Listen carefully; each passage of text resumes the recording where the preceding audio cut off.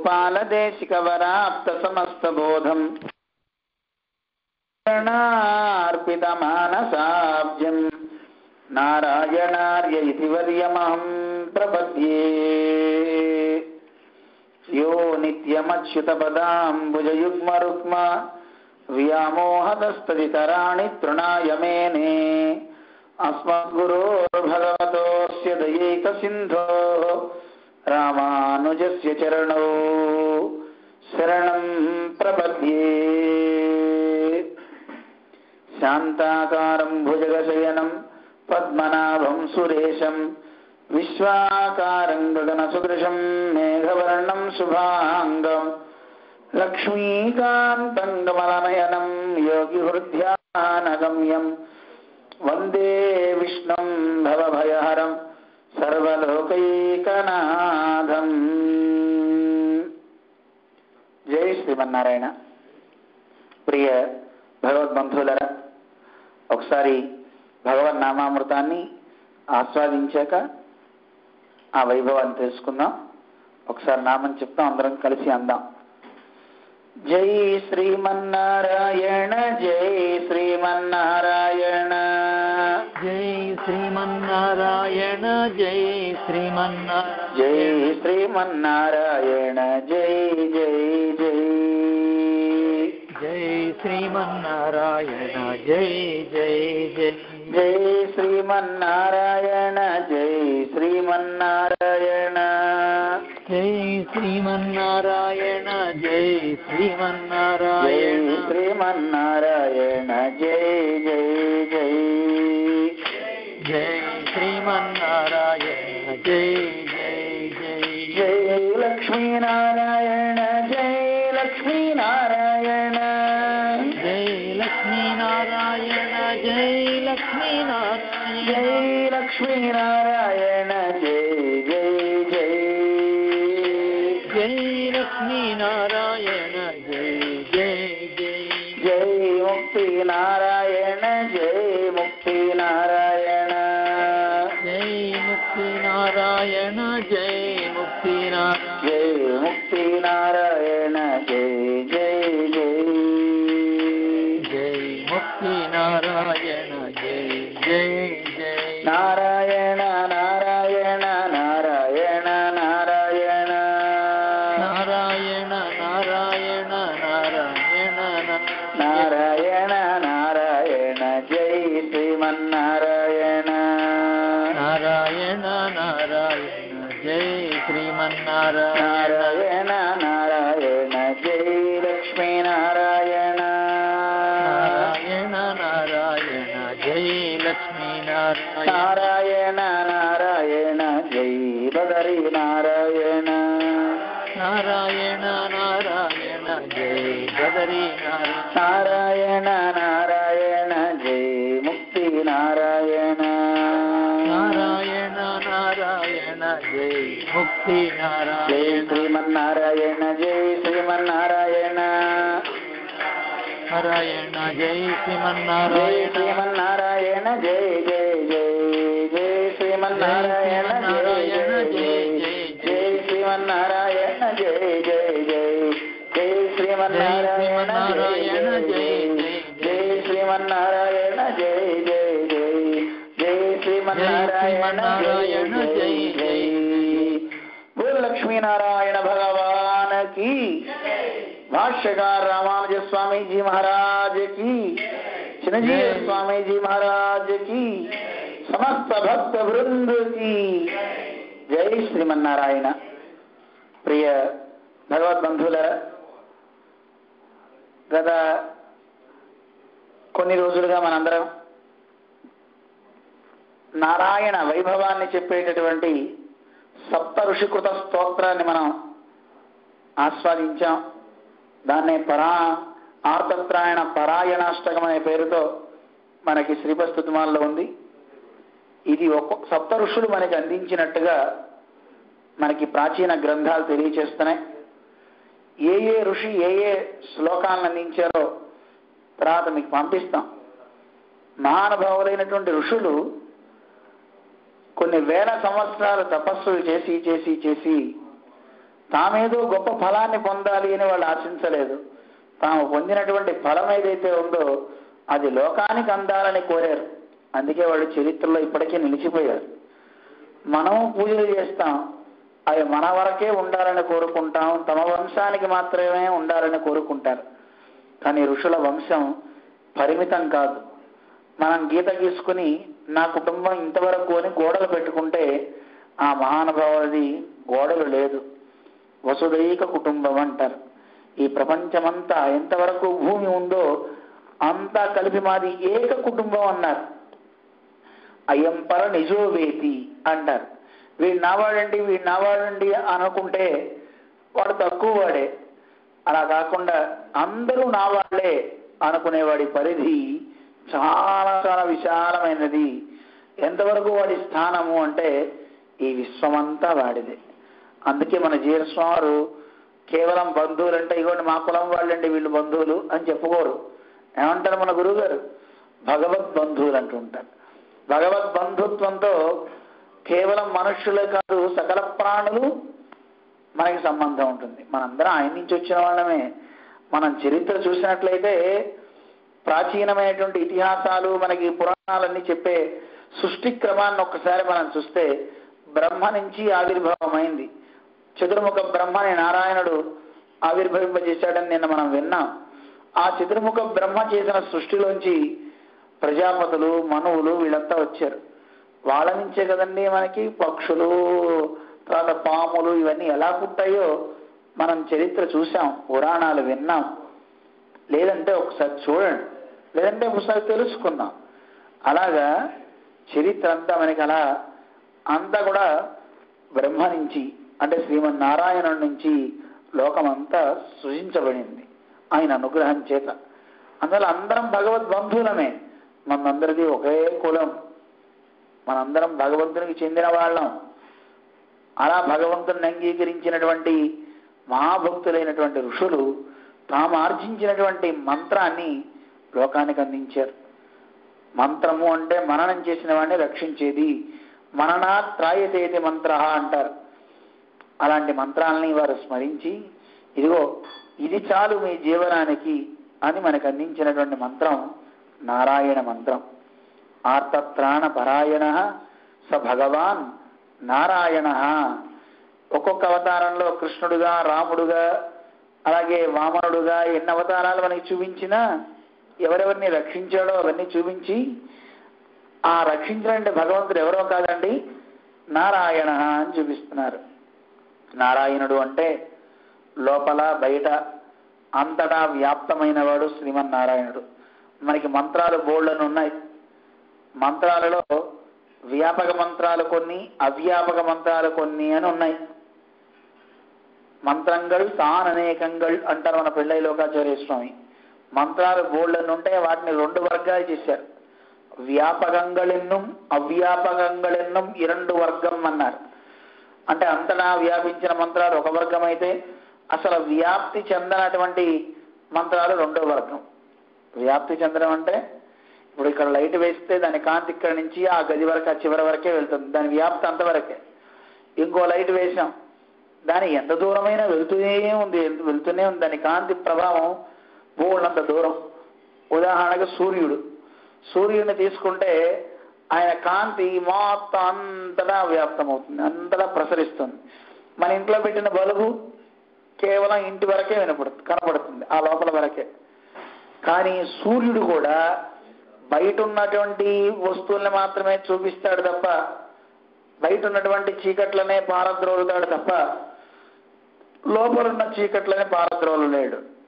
మనం లోపల తలుపులు వేసేసి, కిటికీలు వేసేసి, దండాలన్నీ కట్టేసేసి, కర్టెన్స్ అన్నీ వేసేసాం అనుకోండి, లోపల ఒక లైట్ కూడా లేదనుకోండి, ఇల్లు ఎలా ఉంటుంది? చీకటిగా ఉంటుంది. అలా మన శరీరం లోపల బోళ్ళంత చీకటి, బయట బోళ్ళంత వెలుగు ఉదయం మనకు వస్తుంది సూర్యుడి ద్వారా. నిజానికి సూర్యుడు చేయవలసిన పని ఏమిటి అంటే మన లోపల ఉండే ఆ అజ్ఞానం అనే చీకట్లను కూడా పారద్రోలాలి. కానీ ఆయన కాంతి సరిపోదు. అందుకే అంతకంటే గొప్ప కాంతి కలిగింది ఆచార్యులు అందించే జ్ఞానం. ఆ జ్ఞానాన్ని అందుకున్నవాడు బయట చూడగలుగుతాడు, లోపల చూడగలుగుతాడు. ఎవరిని? ఈ వస్తువులన్నిటికీ వస్తుత్వాన్ని ఇచ్చిన వాడు ఎవడో. వస్తువు అంటే ఉన్నది అని అర్థం. అది ఉంటేనే దాన్ని వస్తువు అంటారు, లేని దాన్ని వస్తువు అని అంటారా? అనరు. దానికి వస్తుత్వం ఉందండి అంటాం. అంటే ఉంది, అలా ఉండేలాగా చేసింది ఒక రూపమో ఏదో ఆకృతి. అలా ఒక ఆకృతిని మనం దర్శించగలుగుతున్నాం ఉంది గనక. అలా ఉంది అంటే కారణం లోపల ఒక తత్వం ఉంది. ఆ తత్వానికి పేరు ఆధారమై ఉంటుంది గనక, సకల ప్రాణులకి ఆధారమై ఉంటుంది గనక, సకల జీవాలకి ఆధారం గనక, అది ఎప్పుడు నశించదు గనక దానికి పేరు నర అని పేరు పెట్టారు. రిం క్షయే అని ఒక ధాతువు. రిం అంటే నశించేది, దాని ముందు నా పెట్టామనుకోండి నశించనిది, అవి నారా అయింది. అవి ఎన్నున్నాయి? బోళ్ళంత ఉంది. జీవులు బోళ్ళంది. నర అంటే నశించనిది, జీవుడు అని అర్థం. ఇలాంటి జీవులు ఒకరా ఇద్దర బోళ్ళంత మంది ఉన్నారు. అందుకే వాడికి పేరు నారాహ అన్నారు దీర్ఘం తీసి. మరి ఇలాంటి జీవులందరికీ కూడా ఇలా నిలబడ్డానికి కావాల్సినటువంటి శక్తిని ఇస్తున్నాడు, ఆధారుడు అవుతున్నాడంటే ఆయనకి పేరు సంస్కృతంలో ఆధారానికి అయన అని పెట్టారు. అందువల్ల నారా ప్లస్ అయన కలిపితే నారాయణ, అదొక తత్వం. భగవంతునికి ఇది పేరు అని ఏం లేదండి. మనకి ఒక 1000 నామాలు విష్ణు సహస్రనామం చదువుతున్నాం. అవి ఎవరో తీసుకొచ్చి పేర్లు పెట్టినవి కావు. ఆయనలో ఉండేటువంటి చేసిన యాక్టివిటీస్, కొన్ని గుణాలు, ఆయన చేసిన కర్మలకి క్రియలకి వచ్చినటువంటి పేర్లు అవన్నీ. అలా పేరు పెట్టడం తప్ప దేవుడికి ఇది పేరు అనేది ఎవ్వరం చెప్పలేం. ఆయనకి పేరు ఇదని ఎవరు పెట్టలే. అలాంటి భగవంతుని నామాలు కేవలం 1000 ఉన్నాయి, బోళ్ళని ఉన్నాయి. ఏమంటే మరి ఏంటండి విష్ణు సహస్రనామం నేను చదివేశాను 1000 నామాలే కదా అనుకుంటున్నాం. బోళ్ళని నామాలున్నా మనం అన్నీ చెప్పలేకపోతున్నాం. కారణం ఏమిటి అంటే ఒక అందమైన దృష్టాంతాన్ని చెప్తారు. ఒక భార్యాభర్తలు అరణ్యంలో ఉన్నారట. ఉంటే భర్త అన్నట్ట, అతను అరణ్యంలో నివసిస్తున్నాడు కనుక విలుకాడు, జంతువులన్నింటినీ కొట్టి తీసుకొస్తుంటాడు. వాడు ఆ రోజు భార్యతో ప్రతిజ్ఞ చేశాట, ఈ రోజు నేను వెళ్తున్నా జంతువుల్ని కాదు ఆకాశాన్ని కింద పడేసి వస్తా, ఆకాశం కింద పడ్డాకే నేను తిరిగి వస్తా అని వెళ్ళట. తిరిగి వచ్చేసేట కాసేపటికి. ఏమయ్యా ఎందుకు వచ్చేసావని భార్య అడిగింది. సుక్షయాత్ నివర్తంతే నా అంతరిక్ష క్షితిక్షయాత్, నా దగ్గర బాణాలు అయిపోయినాయి, లేకపోతే ఆకాశాన్ని పడేసేవాడిని, అందుకే తిరిగి వచ్చేసాను. బాణాలు అయిపోయి వీడు తిరిగి వచ్చాడు కానీ ఆకాశం పడి తిరిగి రాలా వీడు. అలాగే మనం కూడా విష్ణు సహస్రనామం పూర్తి చేసేసానండి, అది చదివానండి అంటున్నాం. ఏమండి చదవగలిగేసావా? భగవద్గీత అన్ని పూర్తి చేసావా? భగవంతుని అష్టోత్తరాలన్నీ పూర్తయినాయా అంటే నామాలకి కొదవ లేదు, నామాలు చదివే ఓపిక నీకు లేదు. మతిక్షయాత్ నివర్తంతే నా గోవింద గుణక్షయాత్ అంటారు మనకి ఋషులు. నీ బుర్ర తర్వాత చేసే యాక్టివిటీ మీదకి వెళ్ళిపోతుంది. అర్జెంటుగా ఎక్కడికో వెళ్ళాలి, ఆ వెళ్ళాలి అన్న దాని మీద పూజ ఆధారపడి ఉంటుంది కదండి. ఏ పని లేదంటే చక్కగా రాగయుక్తంగా ఓం రామాయ నమః, ఓం రామభద్రాయ నమః పూజ ఉంటుంది. అవతల కార్యం కనుక మధ్యలో గుర్తొచ్చిన తర్వాత 5 నామాల తర్వాత జెట్ ఎయిర్లైన్స్ లాగా లేస్తుంది పైకి. భగవంతుడికి కూడా నాన్న నువ్వు చదివేది అష్టోత్తరమా లేదా ఏమిట్రా, ఇది ఏదో కొత్త నామాలు అనుకుంటాడు దైవం కూడా. ఎందుకంటే ఎవరికి అర్థం కాదు, దేవుడికే అర్థం కాదు. అందువల్ల అలాగే వేగవంతం అయిపోతుంది. కారణం భగవంతుడి నామాలు అమ్మాయ పూర్తి చేసేసా అంటున్నాం, నామాలు పూర్తయి కాదు, నీ బుద్ధి కుదురులేక. మతి క్షయాత్ నివర్తంతే, అది అయిపోయి తిరిగి వస్తున్నావు తప్ప నా గోవింద గుణక్షయాత్ అంటుంది. భగవంతుని నామాలకి అదుపు లేదు, ఇక్కడతో అయిపోయిందని అనటానికి లేదు. అలాంటి గొప్ప నామాలు బోళ్ళని ఉన్నాయి. ఆ నామాలను అనుసంధానం చేసిన వారి యొక్క అనుభవాలు కూడా బోళ్ళంతమంది ఉన్నారు. కానీ మనకి తెలిసిన వాళ్ళని సాక్షులుగా కొంతమందినే మహర్షులు అందించారు. వాళ్ళ వైభవాన్ని మనం తెలుసుకున్నాం.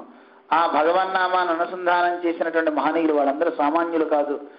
పరమాత్మ చాలా గొప్పవాడు. ఆ గొప్పవాడి నామం మేము చెప్తాం వినండి. ఏ నామం పడితే ఆ నామం కాదు, కేవలం అంతటా వ్యాపించే నామం ఏదో దాన్ని పట్టుకోండి తప్ప కొద్ది కొద్దిగా ఉన్నటువంటి చిన్న చిన్న మంత్రాలను మీరు పట్టుకోకండి అని మనకి తెలియజేస్తున్నారు ఈ మహానుభావులు. అందుకే అలా అంతటా వ్యాపించినటువంటి మంత్రాలని ఆశ్రయించుకోవాలి అంటారు. అలాంటి మంత్రాలు మూడే మూడు ఉన్నాయిటండి, అంతటా వ్యాపించిన మంత్రాలు. అవి వాసుదేవ, నారాయణ, విష్ణు. ఓం నారాయణాయ విద్మహే వాసుదేవాయ ధీమహి తన్నో విష్ణు ప్రచోదయాత్. చదువుతున్నాం. ఏమిటా విష్ణు ఏం చేయాలి? ప్రచోదనం కలిగించాలి మన బుద్ధిని. నా బుద్ధిని వికసింపచేయని మనం ప్రార్థన చేసుకుంటున్నాం. ఆయన విషయంలో మనకి జ్ఞానం కలగాలి. అలా కలిగించేవారు నారాయణుడు అన్నమాట. అందుకే నారాయణాయ విద్మహే అంటూ నారాయణుడు, అలాగే వాసుదేవుడు, విష్ణువు, ఈ మూడు ఎక్కడెక్కడ వ్యాప్తమైనాయో ఆ వ్యాప్తిని చెప్పే మంత్రాలు వ్యాపక మంత్రాలు అంటారు. మన పూర్వాచార్యులు మనకు అనుగ్రహిస్తారు.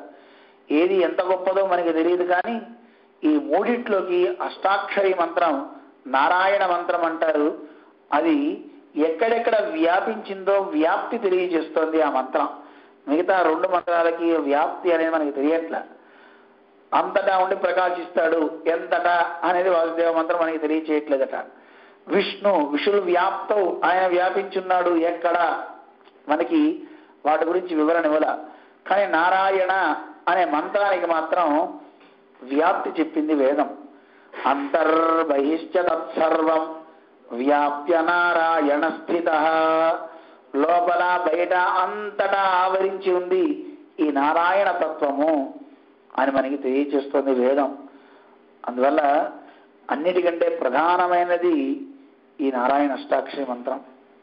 అందుకే ఈ మూడు మంత్రాల్లోకి గొప్పది శ్రేష్టమైనది ఏది అంటే నారాయణ అష్టాక్షరి మంత్రం. అందుకే 4 వేదాల సారం కింద మన పెద్దలంతా ఈ నారాయణ మంత్రాన్ని తీసుకున్నారు. ఇది 4 వేదాల యొక్క సారం అండి, సామాన్యమైంది కాదు. రుచో యజూంషి సామాని తథైవాధర్వణాని చ సర్వమష్టాక్షరాంతస్థం అంటున్నారు. అన్ని అష్టాక్షరి మంత్రంలోనే ఉన్నాయిట. ఋగ్వేదం చదవలేదని బాధపడకు, యజుర్వేదం చదవలేదని బాధపడకు, సామవేదాలు చదవలేదని బాధపడకు. అసలు వేదం చదవాలి అనుకునేవాడు నేను ఒక ప్రశ్న అడుగుతుంటా. ఎందుకు అవి చదవాలని కోరుకుంటున్నావు? కొత్తగా చదవడమే ప్రధానం అనుకుంటున్నావా, లేదా ఇంకేమన్నా ప్రయోజనం ఉందా? నిజానికి అది చదవడం ప్రయోజనం కాదు. ఆ చదివిన తర్వాత దాంట్లో ఉన్నటువంటి ఎసెన్స్ ఏమిటో మనకి తెలియ చెప్తున్నారు మహానుభావులు. దాన్ని పట్టుకో చాలు. ఆ విషయంలో మనకి జ్ఞానం ఉంటే అప్పుడు మనం తరిస్తాం. వేదాలన్నీ చెప్పేది భగవంతుడి గురించి. ఆ భగవంతుడి విషయంలో గనక నీకు ప్రావీణ్యం ఏర్పడితే ఇతర విషయాల యందు నీకు రక్తి తగ్గుతుంది, భగవంతుని యందు భక్తి పెరుగుతుంది. ఆ భక్తి పెరిగిన తర్వాత నువ్వు ఉజ్జీవిస్తావు. అందువల్ల చేయవలసిన పని మనకి చెప్పారు పెద్దలు. సర్వం అష్టాక్షరాంతస్థం. ఒక్క నారాయణ అష్టాక్షరి మంత్రాన్ని పట్టుకోండి. నారాయణ నారాయణ నారాయణ పట్టుకోండి. ఆ మంత్రాన్ని పట్టుకుంటే చాలు, నువ్వు ఐహలౌకికమైశ్వర్యం స్వర్గాద్యం పారలౌకికం కైవల్యం భగవంతంచ మంత్రోయం సాధయిష్యతి. చాలా మంది అడిగే ప్రశ్న ఏమో తెలుసా అండి? ఏమండి పట్టుకుంటే మా అమ్మాయి పెళ్ళి అవుతుందా అండి, నాకు ఐశ్వర్యం వస్తుందా అండి, ఉద్యోగం వస్తుందా అండి? ప్రతి వాళ్ళు ఇదే కోరతారు. లోకం తీరే అంత ప్రయోజన మనోద్దేశ్యం నమందోపి ప్రవర్తతే అని శాస్త్రమే చెప్తుంది. ప్రయోజనం లేకుండా పిచ్చివాడు కూడా ఏ పని చేయడు. వాడికి ఏదో ఒక ఆశ ఉండాలి. నాకు ఏదైనా లాభం ఉందంటే పని చేస్తా, లాభం లేనప్పుడు నేను ఎందుకు చేస్తా? చిన్నప్పుడు గుడికి వెళ్దాం రారా అని అమ్మ పిలిస్తే, అబ్బా ఇప్పుడు గుడికి ఎందుకే అమ్మ అంటే, గుళ్ళో పుస్తకం పెడతారా అని, అయితే పదవే పోదాం అని పిల్లలు వెళ్తుంటాం చూస్తుంటాం. ఇప్పుడు తల్లిదండ్రులు గుడికి వెళ్దాం రారా అంటే, అమ్మ ఎందుకే అంటే అక్కడ వీడియో గేమ్ పెట్టారు రా, అయితే సరిపోదాం పదా అని.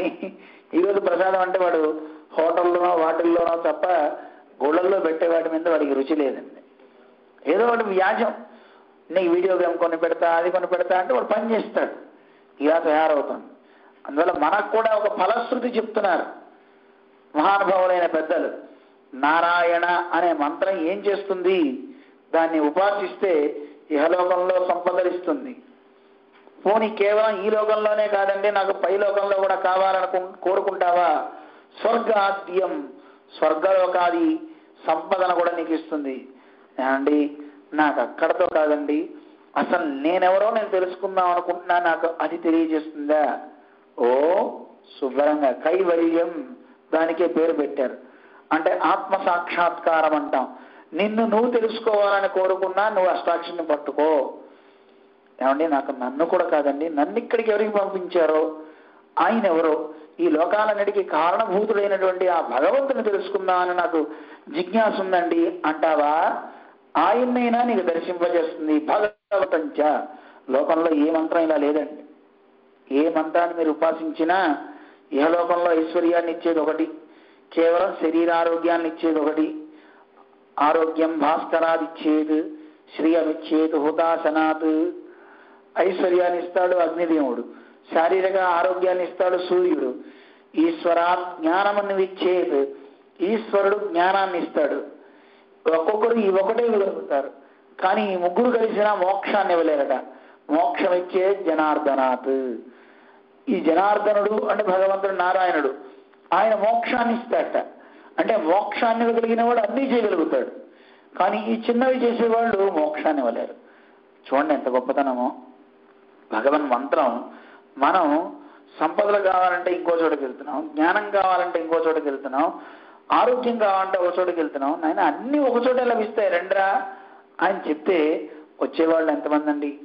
మనకి పరమర్షులు చెప్తున్నారు, అరే ఎందుకురా, నరకాంగార శమని, నరకం అనేటటువంటి ఆ అగ్ని కణాలని చల్లార్చేదిరా ఈ వాసుదేవ తరుఛాయ రా. వాసుదేవ అనే ఈ వృక్షం, భగవంతుడు ఒక వృక్షంతో చెప్పారు ఋషులు. వాసుదేవ తరుఛాయ నాతి సీత నఘర్మద. వాళ్ళు ఎంత బాధపడుతున్నారో, అయ్యయ్యో నీకు వేడున్నా ఆ చల్లదనంతో బాధపడే వాళ్ళందరూ, లేదు వెచ్చదనంతో బాధపడే వాళ్ళందరూ రండి, ఈ వృక్షం దగ్గరికి రండి, మీ అందరినీ తాపార్తులని రక్షిస్తుంది. బాగా వేడెక్కిపోయిందండి మా వల్ల కాదు అనే వాళ్ళందరూ రండి. వేడంటే సమస్యలతో సతమతమవుతూ ఈ జీవనం సాగించడం కష్టం, నా వల్ల కాదు అనుకునేవాళ్ళు రండి. వాసుదేవ తరుఛాయ, ఈ వృక్షం దగ్గరికి రండి, భగవంతుడే ఈ వృక్షము. వచ్చారా, ఏమవుతుందో తెలుసునా, నరకాంగారశమని, నరకమనే అగ్ని కణాలని చల్లార్చేది. అయ్యో ఇంత గొప్ప విషయం చెప్పినా ఎవరు రావట్లేదే. సా కిమర్థం న సేవ్యతే, ఎందుకు ఈ వృక్షాన్ని ఎవరూ సేవించట్లేదు, ఎవరు ఈ వృక్షం దగ్గరికి రావట్లేదే అని బాధపడుతున్నారు ఋషులు. కారణం భోగీచ్ఛ. ఈ లోకంలో ఉన్న వాళ్ళందరికీ ఇతర విషయాల మీద ఉండే భోగం పరమాత్మను దూరం చేసిస్తుంది. ఆయన విషయంలో మనం ప్రవణలం కాలేకపోతున్నాం. ఆ భోగేచ్ఛ కావాలన్నా ఇచ్చేది ఈయనేరా బాబు, రండి అని ఫలాన్ని చూపిస్తున్నారు మన ఋషులు, పరమ ఋషులు. అలాగే ఆ పరమ ఋషులు మనకు అందించినటువంటి ఈ నారాయణ అష్టకం సప్తఋషికృత స్తోత్రంలో కూడా ఫలశ్రుతిని చెప్తున్నారు. నీకు కావలసిన ఫలం ఇదిగో ఒక్క నారాయణ అనే శబ్ద మాత్రం. ఎంత అందమైన మాటో. ఈ శ్లోకాన్ని ఒకసారి మనం శ్రవణం చేసి దాని అర్థం చెప్పుకుని ఈ రోజుగా ముగిద్దాం. అందరం కలిసి చెప్దాం. ఆర్తా విషణ్ణాః శిథిలాశ్చ భీతాః ఘోరేషు చ వ్యాధిషు వర్తమానాః సంకీర్త్య నారాయణ శబ్దమాత్రం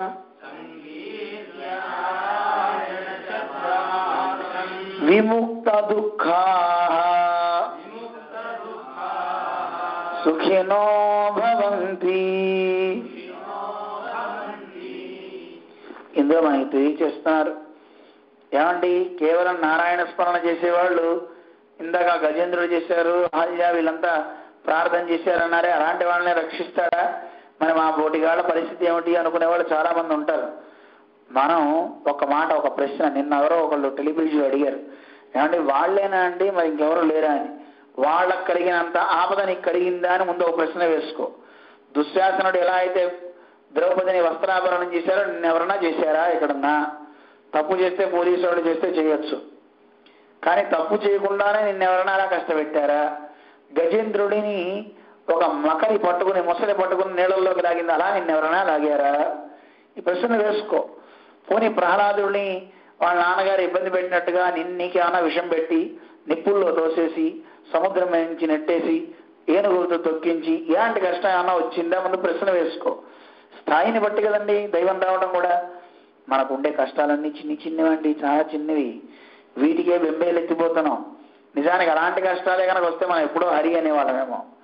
హరి అంటామంటే నామని చెప్తే మంచిదేనండి, ప్రాణం అప్పుడే వదిలేసి ఉండేవాళ్ళమేమో అని ఉద్దేశంతో నేను చెప్తున్నా. అందువల్ల మనకి వాళ్ళకు వచ్చినంత కష్టాలు మనకి రాలా. గౌతముడు అహల్యకి ఇచ్చిన శాపం లాంటి శాపం ఏ స్త్రీ కన్నా ఎవరైనా ఇచ్చారా? ఇస్తే తిరిగి మళ్ళీ శాపాలు పెడతారండి. తప్యంతి భస్మసాయని అంటే నువ్వు కూడా నా పక్కన కూర్చొని తపస్సు చేయని వెంటనే శాపం ఇంకోటి పెడతారు, ప్రతి శాపం. కానీ ఆ తల్లి చేసిన తప్పుకు తన దోషాన్ని అనుభవించింది, ఆ పాపాన్ని. మరి అలాంటి కష్టం ఎవరికైనా వచ్చిందా? చాలా విచిత్రంగా ఒక ఆయన టెలివిజన్లో అడిగారు నన్ను, స్వామీజీ వాళ్ళ పేర్లే ఎప్పుడు ఎందుకు చెప్పాలి, మన పేర్లు ఎందుకు చెప్పకూడదు అని. నాకు అనిపించింది నిజమే ఆయన, సంతోషమే అని. కానీ ఆలోచిస్తే ఒకసారి మనకు అనిపిస్తుంది, చూడండి వాళ్ళకు వచ్చినంత కష్టాలు మనకి రావట్లా. 2, వాళ్ళు చేసినంత నిష్ఠతో మనం చేస్తున్నామా ప్రశ్న వేసుకోవాలి. అన్ని కష్టాలు వచ్చిన వాళ్ళు భగవంతుడిని మర్చిపోలేదే, భగవన్నామని చెప్తూనే ఉన్నారే, ఎప్పుడు భగవన్నామాన్ని వాళ్ళు విస్మరించలేదే. మరి మనం అలా ఉన్నామా? లేం. కానీ మనకి రక్షణ దొరుకుతుంది చెప్తున్నారు. నాయన నువ్వు ధ్రువుళ్లాగా 6 మాసాలు ఒంటికాల మీద నిలబడి గాలిని బంధించేసి తిండి తిప్పలు లేకుండా శరీరాన్ని కుషించుకోక్కర్లేదు. సంకీర్త్య నారాయణ శబ్ద మాత్రం.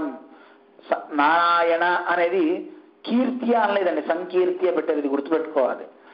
ఉత్తగా కీర్త్య అంటే ఒకసారి చెప్పడం, సంకీర్త్య అంటంలో ఒక ఉపసర్గ వేయడంలో ప్రధానంగా మనం దృష్టి పెట్టవలసింది ఏమిటి అంటే అనన్య భావనతో భక్తితో చక్కగాను నారాయణ అని ప్రేమతో అనాలి. ప్రేమతో అనగలుగుతామా? ప్రేమతో అంటాం వేరు, మామూలుగా నారాయణ అంటాం వేరు. కానీ ఎలా అన్నా పర్వాలేదు అండి. మనం చదువుతాం కదా, అనిచ్చయాపి సంస్పృష్టో దహత్యేవ హి పావక. ఎలా అయినా సరే అగ్ని ముట్టుకుంటే, ప్రేమతో ముట్టుకున్నా ద్వేషంతో ముట్టుకున్నా అగ్ని ఎలా కాలుస్తుందో భగవన్నామం కూడా అంతే. నువ్వు ఎలా అన్నా నేను రక్షిస్తుంది. కోపంతో అన్నా, ద్వేషంతో అన్నా, ఎలా అన్నా, ప్రేమతో అన్నా నిన్ను రక్షిస్తుంది. కానీ ప్రేమతో అంటే ఇంకా ఎక్కువ ఫలం, చాలా అద్భుతమైన ఫలం. అలాంటి ప్రేమతో నువ్వు సంకీర్త్య, అందుకే సంకీర్త్య అన్నారండి.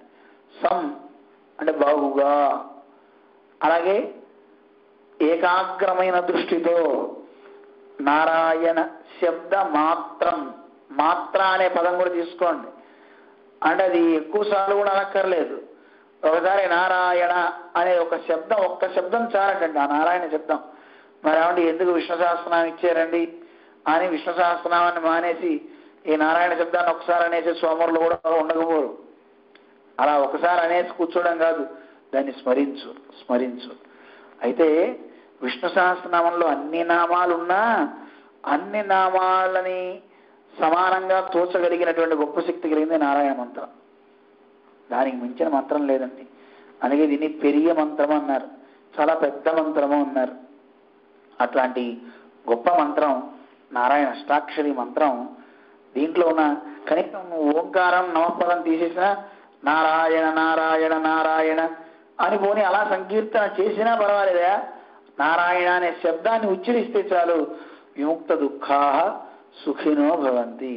నీకున్న దుఃఖాలన్నీ పోయి ఇక్కడ విముక్త దుఃఖా, అన్ని దుఃఖాలు నుంచి నువ్వు విముక్తులు అవుతావు. సుఖినో భవంతి, సుఖంగా ఉంటారు అని చెప్పేస్తున్నారు. సంకీర్త్య నారాయణ శబ్ద మాత్రం.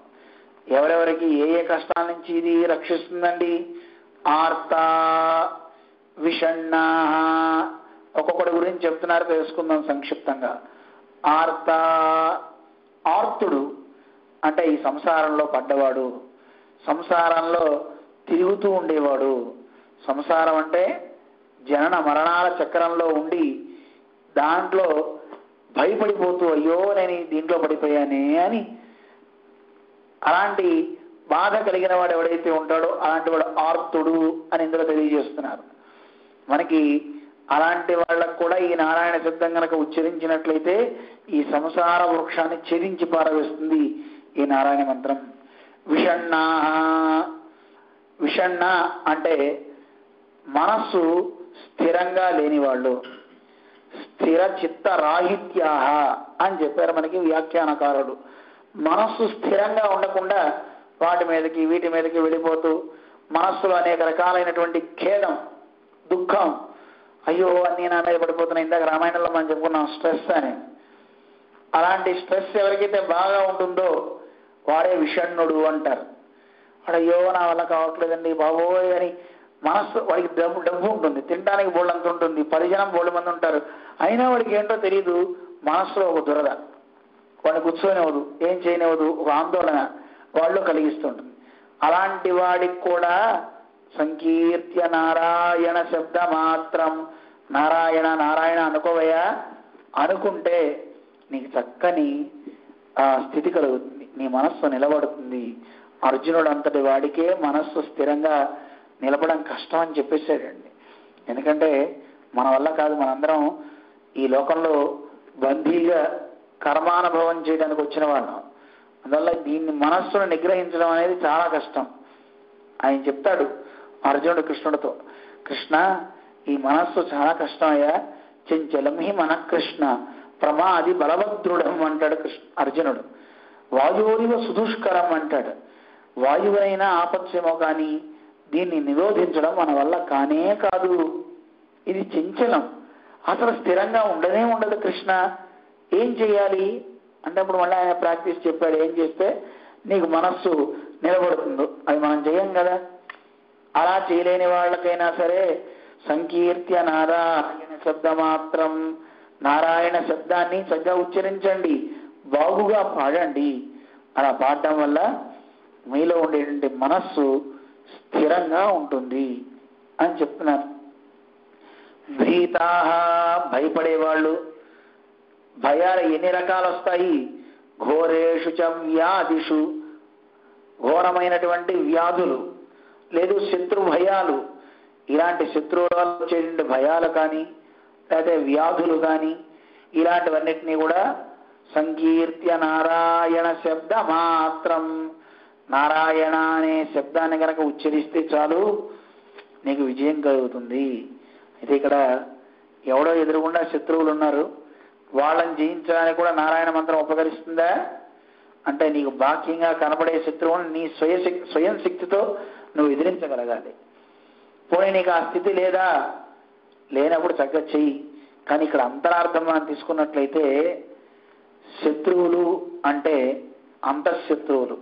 హిరణ్యకశిపుడికి ప్రహ్లాదుడు చెప్తాడు, నాన్న అంతటిని గెలిచానని చెప్తున్నావు కానీ నువ్వు ఓడిపోయావు నాన్న, ఒక్క 6గురిని కనుక గెలిచుంటే నువ్వు విశ్వ విజేతవై ఉండేవాడివి, శ్రీహరి కూడా నీకు బందీ అయిపోయేవాడు నాన్న అన్నాడు. నిజంగా భగవంతుని బంధించడం ఎవరి వల్ల అవుతుందా? ఎవరి వల్ల కాదా? అవుతుంది. ఎక్కడుంటాడైనా యోగి హృద్యానగమ్యం అంటున్నాం కదా, యోగుల హృదయాల్లో ఉంటాడు కదా భగవానుడు, బందీ అయిపోయి ఉంటాడు భక్తుల హృదయాల్లో. ఎప్పుడు నీలో ఉన్నటువంటి 6 శత్రువుల్ని బంధించావా భగవంతుడు నీకు బందీ అయిపోతాడు. నాన్న నువ్వు వాళ్ళని బంధించని ప్రయత్నించకుండా ఇంద్రలోకానికి, యమలోకానికి, వరుణలోకానికి, వాళ్ళ మీద వీళ్ళ మీద యుద్ధం చేయడానికి వెళ్తున్నావు, వాళ్ళని గెలవడం వల్ల నీకు వచ్చిన లాభం ఏం లేదన్నాడు. అందువల్ల శత్రువులని గెలవాలి అంటే నారాయణ శబ్ద మాత్రం, నారాయణ నారాయణ నారాయణ అనండి, సంకీర్త్య చెప్పారు. అందువల్ల శత్రువులు అంటే వాళ్ళని తీసుకుందాం. వ్యాధిషు వర్తమానా, వ్యాధులు. ఇక్కడ శత్రువులు లేరు కదండి, మీరు శత్రువుని ఎలా తీసుకున్నారనే పదం కూడా మీకు అనిపించవచ్చు. భీతాహ అన్నారు కదా, భయపడుతున్నాం. దేనికి భయపడతాం సహజంగా చెప్పండి? ఒకటి ఘోరేషు చ వ్యాధిషు, ఘోరమైన వ్యాధులకి భయపడతాం, శత్రువులకి భయపడతాం. శత్రువులు అంటే అరిషడ్ వర్గాలు. ఇక వ్యాధులంటే ఏమిటి? ఏమండి ఘోరమైన వ్యాధులు ఏమన్నా వస్తే చక్కగా నారాయణ అంటే పోతాయి. నాకు జలుబు చేసిందండి, నాకు తలనొప్పి వచ్చిందండి, నారాయణ అని అన్నా పోవట్లేదండి అనకండి. నిజంగా విశ్వాసం ఉంటే పోతుంది, కానీ ఆ పని చేయకు. నీకు వైద్య శాస్త్రాన్ని ఇచ్చింది కూడా భగవంతుడే. అందువల్ల ఆ వైద్యాన్ని భగవంతుడు అందించాడు గనక మందు తీసుకో.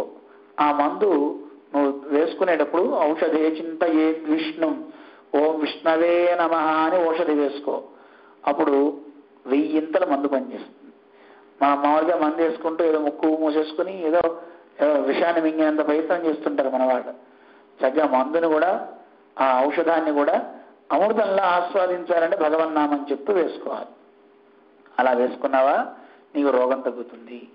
ఇవి శారీరక రోగాలు. కానీ ఇక్కడ చెప్పింది వ్యాధిషు వర్తమానా ఘోరేషు చ వ్యాధిషు అంటే సామాన్యమైన వ్యాధులు శరీరగతమైనవి కావు, మనోగతమైన వ్యాధులు ఉన్నాయి.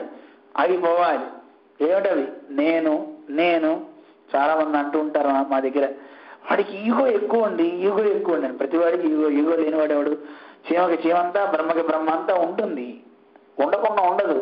మనందరం మనుష్యులం. అసలు అహంకారం పోయిందంటే నువ్వే ఉండవు. ఉంటాయి. నేను భక్తుణ్ణి, నేను దేవుణ్ణి, దేవోహం మనుష్యోహం ఉంటాయండి. అందువల్ల అవి పోవాలి అంటే అది భగవద్ అనుగ్రహం. మనం ఎవరో మహానుభావులు, శ్రీశుకుడు మొదలైన మహానుభావులు లాంటి వాళ్ళు ఉంటారు. అలాంటి వాళ్ళు అసలు ఎక్కడ అహంకారం అనేది ఎక్కడ కనపడినా కనపడదు. అలాంటి అహంకార రాహిత్యం మనకు కావాలి.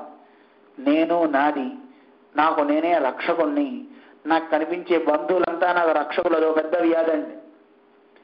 ఇదో వీళ్ళు నా బంధువులు అని బంధువుల మీద ప్రేమ. అలాగే స్వరక్షణే స్వాన్వయం, నా రక్షణ నేనే చేసుకుంటా అంటే అర్థం నేను మోక్షాన్ని పొందాలంటే నేను తపస్సు చేయాలండి, ఉపవాసాలు చేస్తేనే కదా నేను దేవుని పొందేది. దేవుని పొందాలంటే రోజుకు ఒక 5-6 గంటలు నేను తపస్సు చేస్తానండి. అంటే దేవుణ్ణి పొందడానికి నువ్వు ప్రయత్నం చేస్తున్నావు అనమాట. అంటే నీ ప్రయత్నం ద్వారా నువ్వు భగవంతుని పొందగలుగుతావా? సాధన చేస్తున్నావా? చేయి అయితే నన్ను పొందడానికి అని దేవుడు ఊరుకుంటాడు. నువ్వు సాధన వదిలిపెడితే భగవంతుడు సాధకుడు అవుతాడు నిన్ను పట్టుకోవడానికి. ఆయన సాధన చేయాలి అవన్నీ పట్టుకోవడానికి. ఆయన అన్నీ పట్టుకోవాలంటే నువ్వు చేయవలసింది ఏంటి? నువ్వు ప్రపన్నుడివి కావాలి. ప్రపన్నుడు అంటే ఇతర ఉపాయాలను వదిలిపెట్టి ఆయన్నే పట్టుకున్నవాడని అర్థం. ఆయన నామాన్నే పట్టుకుని ఆ నామం కూడా నన్ను ఏదో రక్షిస్తుందని కాదు, చెప్పలేకుండా ఉండలేక చెప్పడం, ఉండలేకుండా చెప్పడం. ఖాళీగా ఉండలేకపోతున్నా కనుక నారాయణ నారాయణ అంటున్నా తప్ప నాకేదో నువ్వు ఐశ్వర్యం ఇస్తావనో, లేదా నన్ను ఏదో రక్షిస్తావనో, నాకు సంపదలు ఇస్తావనో భగవంతుడా పిలవట్ల. నీ నామాన్ని ఉండబట్టలేక చెప్తున్నా. నన్ను అనుగ్రహిస్తావా? అనుగ్రహించవు. కళైవాయ్ తున్బం కళయాదు జీవాయ్ అంటారు ఆళ్వార్లు. నా దుఃఖం తొలగిస్తావా? తొలగించవా? నీ ఇష్టం. తొలగించినా తొలగించకపోయినా నేను మాత్రం నీ నామాన్ని వదలను. ఏలినాటి శని పట్టిందంటారు చూస్తారా, అది పడితే వదలదు అంటారు. అలాగా భగవంతుడు నేను నిన్ను పట్టుకుంటున్నా, ఏనుగుని మొసలు పట్టినట్టుగా నేను కూడా నేను గట్టిగా పట్టుకుంటున్నా. ఫిజికల్గా కాదు, మానసికంగా. ఫిజికల్గా ఎంతసేపు పట్టుకోగలం? మానసికంగా నేను పట్టుకుంటున్నా. ఏ క్షణంలో అయినా నువ్వే నాకు ఎప్పుడు కనపడుతుండాలి, ఎప్పుడు నాకు గోచరం అవుతుండాలి. అలా ఎవడైతే భగవంతుడిని మనస్సుతో పట్టుకుంటాడో వాడికి పేరు ప్రపన్నుడు అని పేరు. అలాంటి ప్రపన్నులం మనమైతే భగవంతుడు మన కోసం సాధన చేస్తాడు. ఆయన మనలో ఉండేటువంటి వ్యాధులు నేను నాది అనేవి, అలాగే నాకు నేనే రక్షకుండా అనేది, నాకు ఇతర ఉపాయాలు ఉన్నాయండి దేవుణ్ణి పొందడానికి. నేను కర్మలు చేస్తా, జ్ఞానాన్ని సంపాదిస్తా, భక్తిని కూడా నేను సంపాదిస్తా. ఇవన్నీ భగవంతుని పొందడానికి ఉపాయాలుగా అనుకున్నావా? మంచిదిగా. ఏమన్నా అలాంటప్పుడు అవన్నీ మానేద్దామా? మానకు, కర్మ చెయ్యి. నహి కశ్చిత్ క్షణమపి జాతుతిష్టది అకర్మకు అంటాడు కృష్ణుడు భగవద్గీతలో. కర్మ మాని ఎవడు ఒక సెకండ్ కూడా ఉండలేడు. ఏదో ఒక కర్మ చేస్తాడు. గాలి పీల్చడం ఒక కర్మ, చూడడం ఒక కర్మ. కేవలం పూజే కర్మ అనుకోవద్దు. యజ్ఞాగాది క్రతువులే కాదు కర్మలు, అన్ని కర్మలే. చూసేది, వినేది, అన్ని తినేది అన్ని. అయితే ఇక్కడ చెప్పేది ఏమిటి? కర్మ చెయ్యి, కానీ ఆ కర్మ భగవదర్పితం చెయ్యి. జ్ఞానం కూడా ఆర్జించు. ఆ జ్ఞానం కూడా భగవంతుని యొక్క ఆనందం కోసమే, భక్తి కూడా భగవంతుని ఆనందం కోసమే. ఎప్పుడైతే భగవద్ అర్పణ బుద్ధితో మనం కార్యాలు చేస్తామో అది యజ్ఞం అండి. అందుకే తినేటప్పుడైనా ఏం చేసేటప్పుడైనా భగవద్ అర్పణ బుద్ధితో చేయమని మన పెద్దలు చెప్తున్నారు. అలాంటి బుద్ధి లేకపోతే అది పెద్ద రోగం, మాయ రోగం అంటుంటారే, అలాంటి రోగాలన్నింటినీ కూడా తొలగించేది సంకీర్త్య నారాయణ శబ్ద మాత్రం. ఆ నారాయణ అనే శబ్ద మాత్రాన్ని ఎవరైతే అంటారో అలాంటి వాళ్ళకి ప్రవర్తించేటటువంటి రోగాలు కానీ, భయాలు కానీ, అలాగే మనశ్శైథిల్యం, మనస్సు చాంచల్యం, విషణ్ణుడు అంటామే అది, అలాగే ఈ సంసారంలో పడి తిరుగుతున్నాను మొర్రో అనుకునేవాడు, ఆర్తుడు, ఇలాంటి వాళ్ళందరికీ కూడాను మంచి జరుగుతుంది. శిథిలాశ్చ అంటే ఐశ్వర్యాది నష్టం, అయ్యో నాకు డబ్బంతా పోయిందండి, బోళ్ళంత డబ్బు పోయిందండి అని ఐశ్వర్య కాముడు ఎవడైతే ఉంటాడో ఆ ఐశ్వర్యం పోయిందని ఏడ్చేవాడు, అది కావాలని కోరుకునేవాళ్ళు. అలాంటి వాళ్ళైనా ఎవరైనా సరే నారాయణ అని స్మరించండి చాలు, మీకు దుఃఖాలన్నీ తొలగిపోతాయి. అయితే ఇక్కడ విషణ్ణుడు అంటే ఐశ్వర్యం పోయినవాడు. ఏం ఐశ్వర్యం? బాహ్యంగా కనిపించే సంపద కాదండి. మనకు ఉన్న ఐశ్వర్యం గొప్ప ఐశ్వర్యం శేషత్వం, భగవంతునికే నేను చెందిన వాడినే ఐశ్వర్యం. బాహ్యంగా కనబడే సంపద కూడా సంపదే, అది పెట్టుకుందాం. ఇది ఈ సంపదను కూడా మనకి ఇస్తుంది. అందువల్ల అన్నిటినీ ఇచ్చేటటువంటి గొప్ప శబ్దం నారాయణ శబ్దం. అందుకే మన జిఆర్ స్వామి వారు సప్తఋషులు ఒక్కొక్క స్తోత్రంలో ఒక్కోసారి స్మరించమని ఇస్తే అనుక్షణం స్మరించేలాగా మన జిఆర్ స్వామి వారు జై శ్రీమన్నారాయణ జై శ్రీమన్నారాయణ అనమంటున్నారు. ఎంత అందం అండి. రాజమండ్రిలో ఒక మహానుభావుడు ఉన్నాడు. ఆయన ప్రవృత్తి వేరే, ఉద్యోగం అనుకోండి, వ్యాపారం ఏదో చేస్తాడు. ఆంజనేయులు గారు అని పేరు.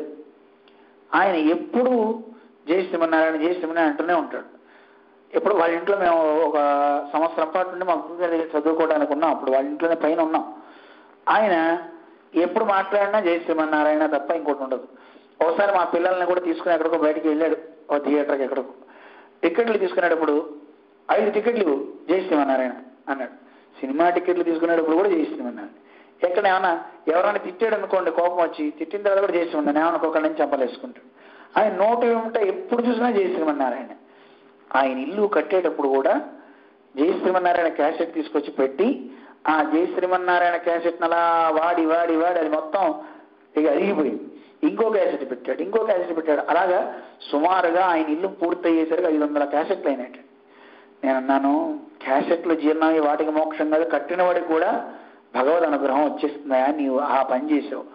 ఎందుకంటే కట్టేవాడికి కూడా ఆ జై శ్రీమన్నారాయణ నామం వింటూ ఆ క్యాసెట్ వింటూ వాడికి కూడా భక్తులు అయిపోయారండి. నిజం. అందుకే మనిషి చూడండి, అందుకే మంచి వాళ్ళతో సహవాసం చేస్తే మనకు కూడా మంచి ఉంటుంది అంటారే, ఆయన కారణం. ఆయన ఇల్లంతా జై శ్రీమన్నారాయణ మయం. ఎందుకంటే ప్రతి ఇటుక జై శ్రీమన్నారాయణ నామంతో కట్టాడు. మన జిఎస్ వారు ఎంత గొప్ప పని ఇచ్చారని మనకి.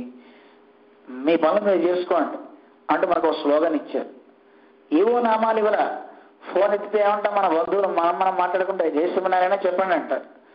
ఎవరైనా తిట్టాలన్నా జై శ్రీమన్నారాయణ చెప్పింది వినమేంటి అని కేకలేస్తుంటారు మీటింగ్స్ లో మన వాళ్ళు.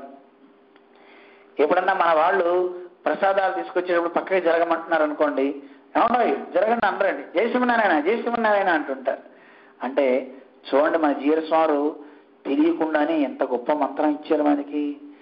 కొత్తగా నారాయణ చెప్పమంటే మనకి జిఆర్ స్వామి అమ్మను కూడా చేర్చారు. శ్రీమన్నారాయణ. ఉత్త నారాయణుడు ఏం చేయడయ్యా నీకు, శ్రీమంతుడైన నారాయణుని పెట్టు, ఆ నారాయణుడికి జయం కలగాలని చెప్పు. ఆయనకి జయం కలిగితే ఏమొస్తుందండి అని అడిగారు జిఆర్ స్వామిని. పిచ్చివాడా, ఆయనకి జయం కలిగితే నువ్వు బాగా ఎదుగుతావు, నీకు జయం కలుగుతుంది అన్నారు. ఆయనకి జయం కలిగితే నాకెలా కలుగుతుందండి? ఒరే నాయన, ఒక మాట చెప్తా విను. మీ నాన్నగారికి మంచి సంపదలు వచ్చాయనుకో, అనుభవించేది ఎవర్రా అంటే నేనేనండి. మీ నాన్న కొత్త కారు తెస్తే కారుకి తిరిగేది ఎవర్రా? నేనేనండి. చూసావా? అలాగే నీ శరీరంలో ఉండేవాడు నారాయణుడు. ఆయనకి జయం కలిగిందనుకో, నీ శరీరానికి జయం కలుగుతుందా కలగదా? అలాగే నారాయణుడు కేవలం నీ శరీరంలోనే ఉన్నాడా? ప్రకృతి అంతా ఆవరించి ఉన్నాడు. అలాంటి నారాయణుడికి జయం కలగాలని నీ నోటితో ఉద్ఘోషిస్తే ప్రకృతి అంతా బాగుంటుందా బాగుండదా? మంచి వానలతో ప్రకృతిలో ఉన్న కలుషితాలు కూడా తొలగుతాయి. ఒక్క మాట భగవన్నామం కనుక మనం చెప్తే అన్ని ప్రాణులకి మంచి జరుగుతుంది.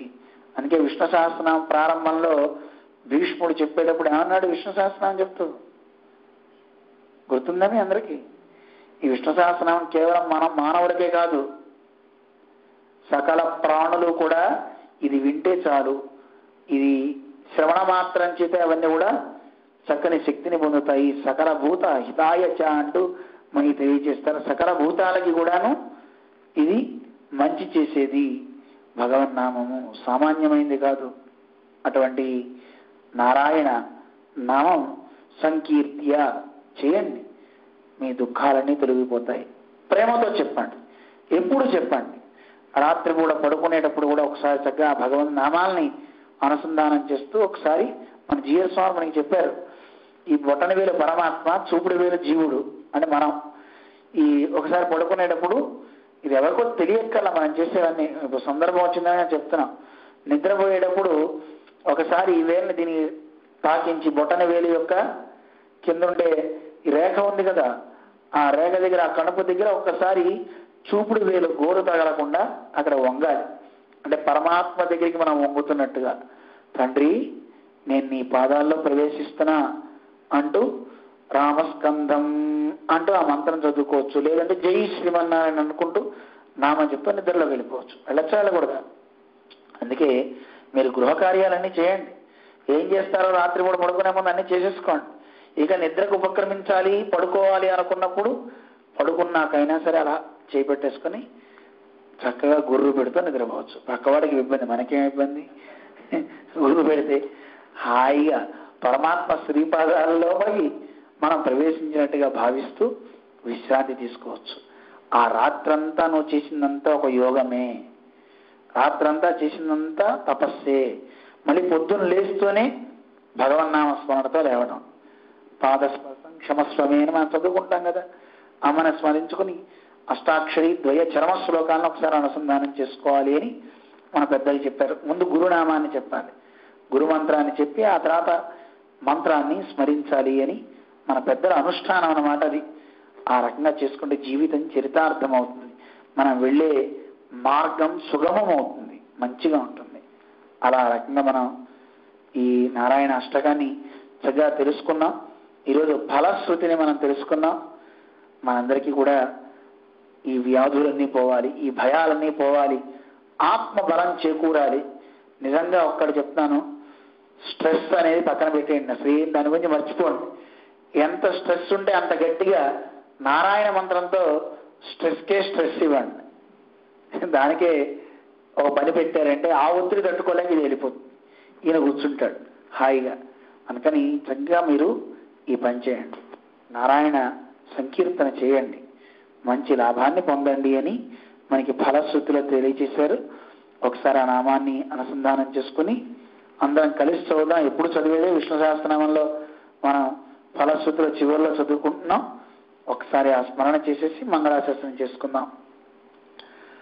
ఆర్తా విషణ్ణా శిథిలాశ్చ భీతా ఘోరేషు చ వ్యాధిషు వర్తమానాః సంకీర్త్య నారాయణ శబ్దమాత్రం విముక్త దుఃఖాః సుఖినో భవంతి. విశిష్టాద్వైత సిద్ధాంత ప్రచారైక విహారిణే శ్రీమన్నారాయణాచార్య స్వామినే నిత్యమంగళం. యావత్ ప్రపంచ సంపూజ్య చరణాయ మహాత్మనే శ్రీమన్నారాయణాచార్య యతిరాజాయ మంగళం. శ్రీమతే రమ్యజామాత్ర మునీంద్రాయ మహాత్మనే శ్రీరంగవాసినే భూయాత్ నిత్యశ్రీర్నిత్యమంగళం. మంగళాశాసనపరైః మదాచార్య పురోగమైః సర్వైశ్చ పూర్వైరాచార్యైః సత్కృతాయాస్తు మంగళం. ఓం అస్మద్గురుభ్యో నమః. జై శ్రీమన్నారాయణ.